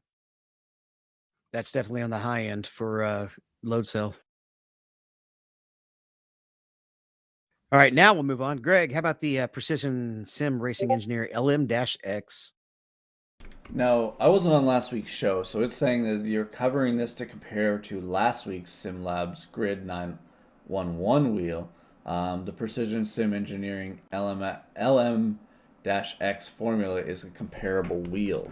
Now, I don't know what you guys covered last week on it, but looking on the website here of Precision Sim Engineering .com. It's your standard formula rim with lots of perfectly placed buttons. There's some rotary knobs in the center. I love the display. Obviously, there on this site you can trick it out to having dual clutch systems, different quick adjustable paddles, um, standard controls. There's different packages, but starting at 2,295 euros, pounds. Is that euros or pounds? Pounds, right? I Either think way, it's it's bloody euros. expensive. It's euros. Yeah, it's pretty expensive. It's a nice wheel, but So it's just so expensive. so the one from last week was 2,200 euros to compare, and it looked pretty much identical to this wheel. I mean, it's got the same layout pretty much button wise, the display. I mean, so when I say it's a comparable wheel, I mean these are very comparable, but obviously made by two different groups. Precision Engineering, I felt like we needed to mention these guys because they've been around. I mean, they've been selling this for quite some time. Uh, I don't know how long it's been out, but the one that was made by Sim Labs that we talked about last week is a brand new offering, um, basically to compete with this one, as far as I know. Well, and I was just looking here. So the software compatibility for the LCD display control. So SimHub, Z1 dashboards, Joe Real timing, and panels. I've never heard of the dash panel ones, but the only one that doesn't work with that LCD screen looks like SimDash, from what they're saying on the site here.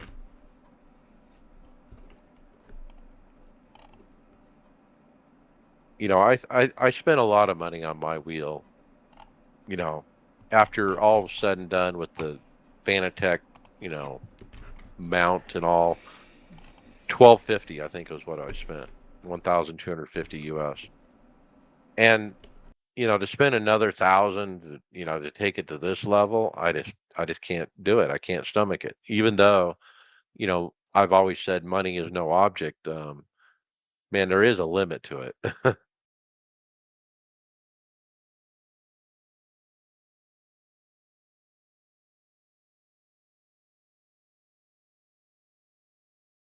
All right, we also have the Moza CS steering wheel. This is one of the new Eastern or imports, right? Yeah, yeah. We talked about the review last week Will Ford put out, basically saying, compared to the Fanatec CSL DD, it came down to availability. It's available and the Fanatec's not. Otherwise, they're pretty identical except for the wheel part, where with Moza, you have to buy their wheel. And with Fanatec, you obviously have their entire lineup of wheels you can use. So that's the other key difference. And so this is a round rim. It looks like it's got three button clusters on each side, on each upper side, and one button on the bottom sides, and I think a knob if I'm on each side if I'm glancing, as well as pedals. So this would be I guess, your oval option. Yeah, so they got the oval wheel. Um, I was referring to the base, obviously, from last week, but this article is referring to, the actual round wheel, like you're saying. But they also have a second option, a Moza Racing Dash, and it's $159, and it's a 5-inch color display, 800 by 480 resolution, um, and basically, yeah, it looks pretty cool. It says Moza across the top. Now, it doesn't really show good pictures of it. Like, how does it mount, or do they have a place to mount it on their actual base? How do they integrate? It doesn't show any of that. at this picture, it looks like it's just slides down in a little gap between the base at a glance there. I'd have to see the base without it. Well, if it's built for each other, I mean that's a nice addition. Like if you were to buy this Moza wheel, the base, the round wheel, and the dash, I mean that would be a neat package. And then the third item is the pedals, load cell, only $159 for the three set load cell pedal. Or no, that was the dash. I'm sorry, I got the pricing wrong. The pedals actually are 218.90.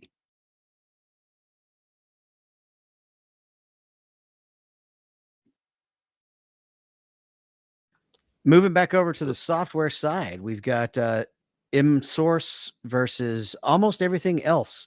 This is another one presented by the Ford brothers at Boosted Media, where they're comparing M-Source to all the other proprietary software for your wheelbase fidelity.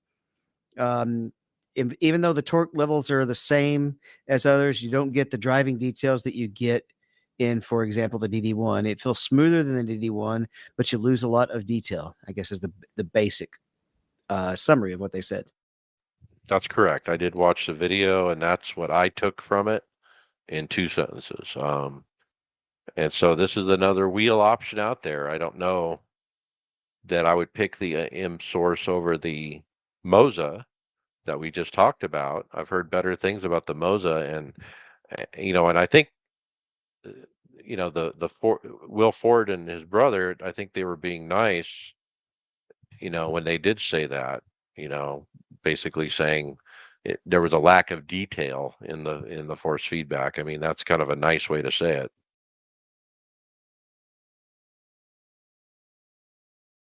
So go with your proprietary software, probably, right? All right, Greg, I know you found this one because you asked me if we had covered it before or not. Yeah, I thought this one was kind of cool. Um, Chris, Hay, I guess is how you would pronounce his last name. Um, on YouTube channel reviewed a coffee table sim rig, and uh, it's crazy. So it's basically reminds me of it's just a box, and obviously it lifts out, kind of locks into place. It has the cross, the base comes up and over. You would come over your legs, um, and then the pedals are in there. They're inside the box area, and I guess you just bring your own seat up to it, wasn't it? Or I'm just trying to remember. No, yeah. So it was your own seat in it.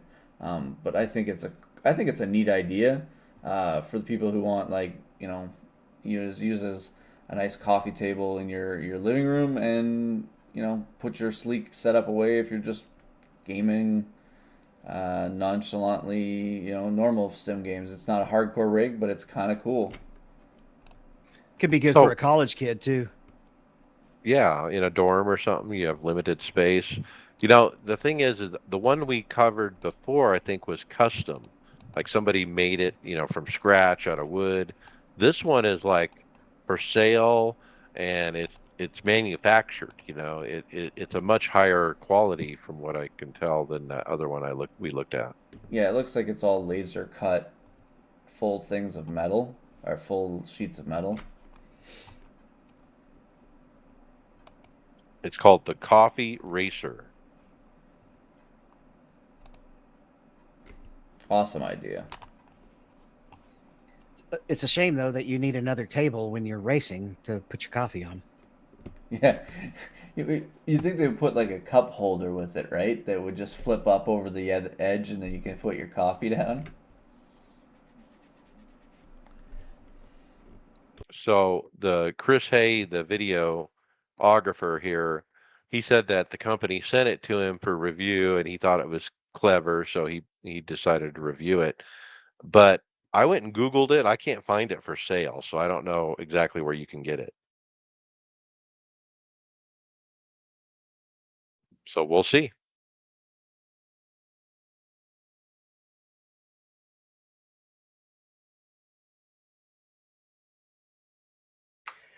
All right, let's continue to talk some NASCAR iRacing series. We were still at Gateway the last time we talked. And Mike, you ran P6 on Friday night. Wow.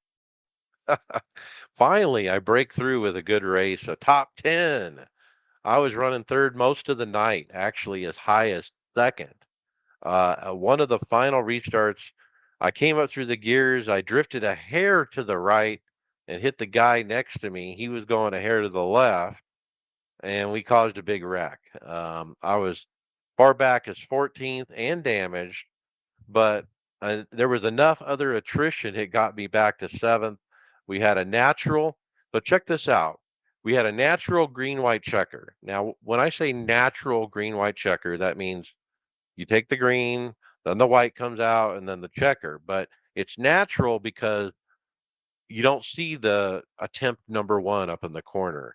You're actually hitting the correct, length of the race in that scenario. The caution hit perfectly. So we had the natural green white checker, and of course, the caution came out again. Then we did no, excuse me, four other green checkers. Now I don't know how this happened, but instead of doing three, we ended up with a fourth one. Now on top of the one we did, which was natural. So overall, we had five green white checkers in a row in this race. And I swear to God, this is what happened. And I think on the third one, what happened was the caution came out right as the leaders were getting to the line. Like we didn't quite make it or something. And so it came out again. It didn't say, final green white checker up in the corner, but it just ran it through like one anyway. At the end of the race, we had the checkered flag, but it continued to say pacing up at the top. So I wasn't sure if it was one of those weird glitches. So I actually kept doing laps as everybody else parked it and left the room. And guess what? It ended up giving me one more spot. I finished the race in seventh. I ended up getting sixth because I ran laps after the checkered flag, and somehow it gave me one more spot. But after the crappy several weeks I've had to get a P6, man, I'll take it. All right. I got a P22 in a really tough top split. I was like literally the car 37. So it's not that bad of a run. I did get early damage avoiding a wreck where I just had to swing the car so hard I got in the grass and hit the inside wall. But mostly the guys that I was fighting for positions with are the same guys I'm usually fighting for positions with. So I don't know how much the damage was a huge factor. So 22 and that's where I usually am. And when, it's a field led by Garrett Maines and Matt Busa and a whole bunch of other people. Okay. Sunday Open, Tony Rochette, self-walled. First time racing Gateway in years, couldn't find a groove. Gassed it a little too much out of turn two with 16 to go, destroyed the car. Flat tracks hate me. All right. Sonoma, or Drop Week as I call it. Wednesday Open, David Hall. I got By dumped the leader.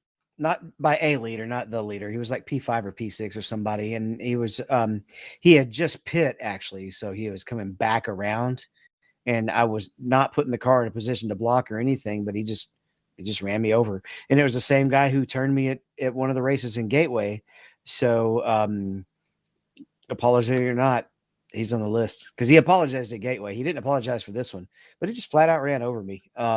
When I was not blocking, I was gonna let him go as soon as he passed and got set up to pass under. So it's just uncalled for. Well, 2 times in 2 weeks. Yeah, that's BS. I think it was the only one running most of the week at Sonoma until Greg decided to come in and show everybody up. Thursday Open, I turned on the right hander at the top of the hill. I got on the curb and it reacted weird and swung to the right to the inside wall there and took myself out. Then on Friday, I finally finished a race. I was like, whatever I do, I'm going to finish this race. And I came in, I was so slow, but so many cars wrecked out. I came in P24th. But you got some points. Okay. So that's Yeah, it'll be a drop week still because it was like 62 points, you know. That's not very many compared to the top split ovals. now Friday night. I was driving home from Denver. I was in the high desert between Holbrook and Winslow, Arizona, watching David Hall's stream of his NIS race, and I caught a few laps of it. Um, saw you move from I think you started 34th, you got up to 32nd, went off the track. I think fell back to 33rd, and then I lost the signal. But Yeah, Greg came in great, P4. Yeah, and that's pretty much all I can really say about it. I think I started P7, finished P4. I don't like the tire model for this car on road courses because there is no give up in the tires. I could still run 115s, 55 laps into a tire stint. It's just unrealistic. It needs to wear out. yeah. Yeah, So my fastest lap was on lap 44, and I Yeah, didn't change. I did mine on 49. Same. there's no point in changing tires in this race. Is that what you're telling us?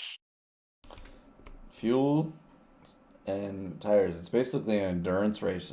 It kind of sets up like an endurance race where you just have to take as much fuel as you need to finish, and if you take less fuel, you get in and out of the pits faster.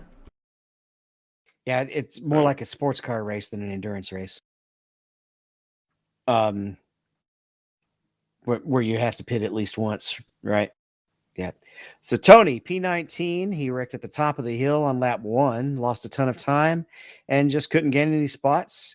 He said on the plus side that it was his only off track in the whiny sandy hills of Lame Noma. Lame Noma, huh? I did you notice what I named the folder on the drive? No. Go take a closer look. Suckoma. Sakoma. There you go. Okay, let's move on to League Fast Track Racing League. Greg P6. Yeah, this was the race that at one point I felt like giving up because we had I think the beginning of the race, it was a long run for a while there, and I was just getting frustrated. I couldn't do anything. I had touched the wall a little bit. We got a caution just before getting lapped, and I was able to come down, fix it, make an adjustment that David suggested to pick up some speed. Got some speed, made some more adjustments as they kept having cautions I think it was every 20 laps we got a caution near the end, till the end there. And at one point there, I was sitting real pretty.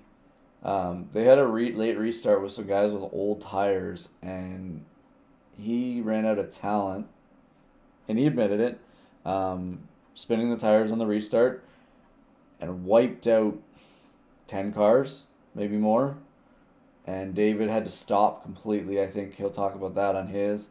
And I drove right through it. It opened up right as I came through it, and I came out fourth. And we were no caution came out. Ran away. I think I had a 6 second lead on the next guy behind me. I was like, come on, can we just go green? It was like the perfect thing, but it didn't. We had a caution, and then was just able to kind of maintain after that and learning the track. I only bought the track 10 minutes before we raced it. I never raced any of that track the week before. Didn't do any NIS or anything, so I was pretty proud with that. Definitely a very a nice. I like that track. I just think they need some tire wear, and I think it needs to get rid of the shifting. But that's the real car as well, right? That caution or not caution was pretty insane because yeah, it did not come out, and it should have, but I don't know how it didn't come out. I had you stop with cars in front of me on the track, and it it didn't come out. I was like, well, crap, because y'all were gone. You were like 10 seconds ahead of me. So I was happy to see the caution because I ended up being able to get back up there and took P5. Nice run. All right, and then finally the Get Her Done GT3 series.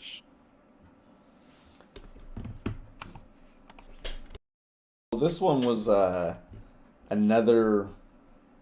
I haven't raced Phillip Isle since we did that majors thing, David, and I haven't raced it in a GT3. We did it in a GT Ferrari, I think, if I remember correctly. But I saved fuel early and was able. I ran out a fuel crossing the line for the win with I think it was a 10-second lead, maybe less than that. And then the second race they inverted the field, so I started dead last and drove my way up to like second place. And that's when I said earlier I was not thinking big picture by trying to set a fast lap time instead of just setting a consistent time where I could have gotten 2 wins and taken most of the points from those races. And I spun out, had to get back on the track, and I just couldn't recover from it. But hey, you live and you learn, and I think some of these mental mistakes I've made this year are kind of embarrassing, but work through it. Well, you've had some good runs in that league though, and some wins, so it's a balance. Okay, let's jump to final thoughts. David Hall.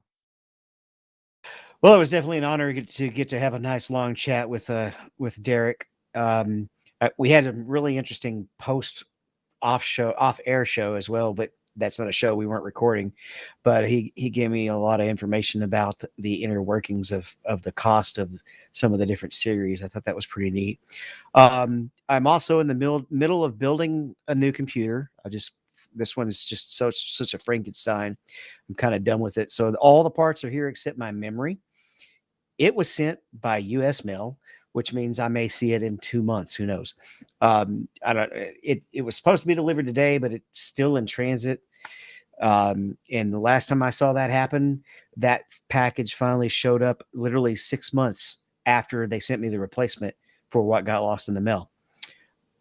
So fingers crossed it'll come in Monday. I've got just about everything else put in except for the video card because I am stealing the video card out of this machine. Okay, and so I was hoping you were going to do the fish tank computer.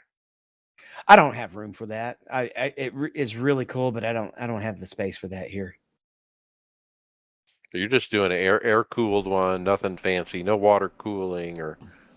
Oh no, I got the same thing basically that Bobby has. You have a radiator, right? So that's water cooled. Yeah, it's water cooled. Yeah. So you have a bunch of fans, and you were just trying to figure out how to put, the normal stuff that happens when you go through a build, like which way does the fan face, and where do I put this hard drive? The SST is this new M.2 style. SSD. It's just type dyslexia, whatever. Good. It's just a little chip. There's no drive. It's literally just a memory stick, just about. That holds a whole terabyte, and it goes in this weird place in the motherboard. Now you have to actually pull this cover off to keep it cool because it doesn't have its own cooling. Heat shield. Yeah, I was baffled as well when I first came across that device.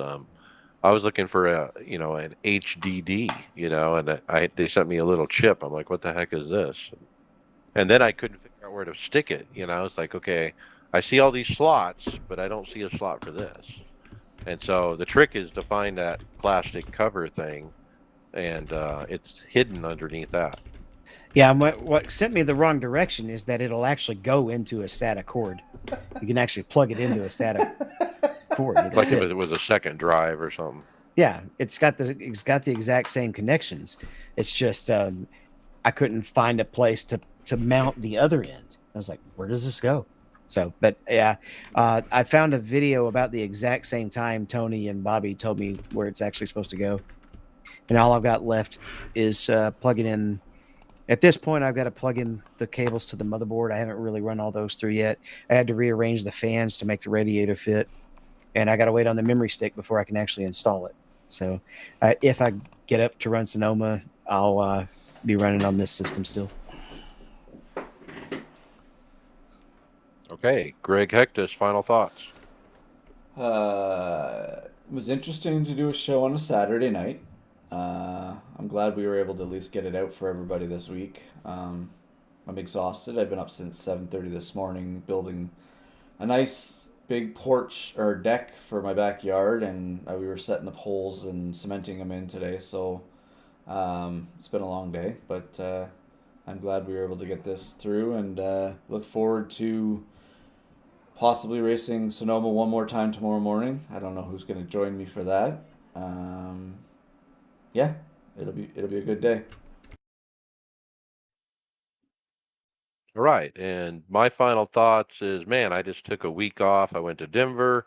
My daughter had another baby, and I got to spend time with her other 2-year-old and had a great time. But yeah, well, didn't get any racing done. But glad to be back home. And we thought about skipping this week. We haven't skipped a week in 2 years or something, maybe 3. And we were going to skip the week, but we decided no, we'll just postpone. It's week 13. There's a lot to talk about. There's a lot going on. Yeah, I'm gonna get up tomorrow morning and run Sonoma with Greg. I'm gonna practice tonight a little bit. I actually said it. No. Well, it'll be 5 laps. I won't do more than. Yeah, I just it's a plug check. It's make sure I got the everything working. But anyway, I'll run Sonoma. I'll probably run some of the Skippy. Hopefully, it's at a track I own. I haven't looked. But oh, it's week 13. They probably don't have it, so I'll have to wait till the season starts. But I'm looking forward to Skippy racing again. I want to get involved in that. I'm going to look up these guys, the Apex this league racing, and see when they run and maybe get involved in what they're doing. So that's my plan. As far as my projects, I'm waiting on Kyle Pendergraph to print up some beefier fan mounts, the ones he made. We're a little weak, and one of them kind of broke one of the tabs off, so he's going to kind of make them a little beefier and send a new one. He also soldered up my Wind Sim Arduino board and motor control board for me that I had shipped to his house, and he's going to send me that too. So I'm just kind of waiting on Kyle to bail this old guy out on some of these hardware issues I have.